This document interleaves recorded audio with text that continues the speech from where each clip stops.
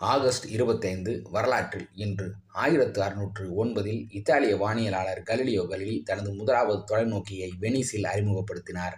1825 Uruguay நாடு பிரான்சிடமிருந்து விடுதலையை அறிவித்தது. 1830 பெல்ஜியம் புரட்சி ஆரம்பமானது. 1875 ஆங்கிலேய கால்வாயை நீந்தி கடந்த முதல் மனிதர் என்ற சாதனையை மேத்யூ வெப் பெற்றார். 1955 கடைசி சோவியத் படைகள் ஆஸ்திரியாவை விட்டு வெளியேறின. 1957 இந்தியா போலோ அணி உலகக்கோப்பையை வென்றது. 1980 ஜிம்பாப்வே ஐக்கிய நாடுகள் அவையில் இணைந்தது. 1981 வோயேஜர் 2 விண்கலம் சனி கோளுக்கு மிக அருகில் சென்றது. 1991 சோவியத் ஒன்றியத்திலிருந்து பெல்ருஸ் பிரிந்தது. 1991 லீனஸ் பெனடிக்ட் லிக்னஸ் ஏவுகணத்தை அறிமுகப்படுத்தினார்.